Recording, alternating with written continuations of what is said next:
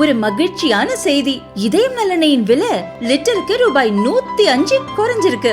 September 2023ல 1 litre இதயம் நல்லெண்ணெயின் அதிகபட்ச விலை ரூபாய் 503. ஆனா இப்ப 1 லிட்டர் இதயம் நல்லெண்ணெயின் விலை ரூபாய் 398 மட்டும்தான் தமிழ்நாட்டுல. அப்ப இனிமே எல்லாரும் இதயம் நல்லெண்ணெய் வாங்கலாம் இல்ல? தமிழகத்தில் கொலை நடக்காத நாட்களே இல்லை எனும் அளவுக்கு சட்டம் ஒழுங்கு சீர்குலைந்துள்ளது என பாமக தலைவர் அன்புமணி குற்றம் சாட்டியுள்ளார்.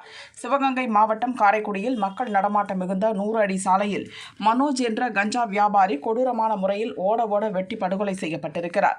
அதுவும் போலீஸ் ஸ்டேஷனில் கையெழுத்திட சென்ற போது அவரை ஒரு கும்பல் வெட்டி கொலை செய்திருக்கிறது.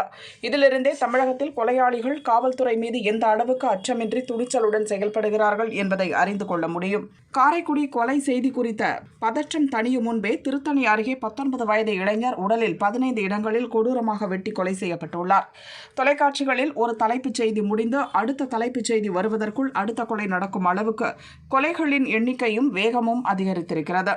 தமிழகத்தில் ஒவ்வொரு நாளும் கொடூர கொலைகள் நடக்காத நாட்களே இல்லை எனும் அளவுக்கு தமிழகத்தில் சட்டம் ஒழுங்கு நிலைமை சீர்கெட்டிருக்கிறது. கடந்த சில நாட்களில் நிகழ்ந்த 3 கொடிய கொலைகளையுமே காவல்துறையினர் நினைத்திருந்தால் தடுத்திருக்க முடியும். இவர்களில் ஜாகிர் உசேன் தமது உயிருக்கு அச்சுறுத்தல் இருப்பதாக காவல்துறையிடமே தெரிவித்திருந்தார். மற்ற இருவரும் குற்ற பின்னணி கொண்டவர்கள். அவர்களின் உயிருக்கு அச்சுறுத்தல் இருப்பது காவல்துறையினருக்கே நன்றாக தெரியும். ஆனாலும் அலட்சியமாக இருந்ததால் தான் இந்த படுகொலைகள் நடந்திருக்கின்றன. ஜாகிர் உசேன், ஜான், மனோஜ் ஆகிய மூவரின் படுகொலைகளும் திடீரென உணர்ச்சி வேகத்தில் நடந்த படுகொலைகள் அல்ல. இவை அனைத்தும் நன்கு திட்டமிட்டு நிகழ்த்தப்பட்ட படுகொலைகள்தான். இவற்றுக்காக பல நாட்கள் ஒத்திகையும் முன்னேற்பாடுகளும் செய்யப்பட்டிருப்பதாகவும் கூறப்படுகிறது. கொலைக்கான திட்டங்கள் வகுக்கப்படும் போது அவற்றை முன்கூட்டியே கண்டறிந்து தடுத்து நிறுத்துவதுதான் காவல்துறையின் பணி.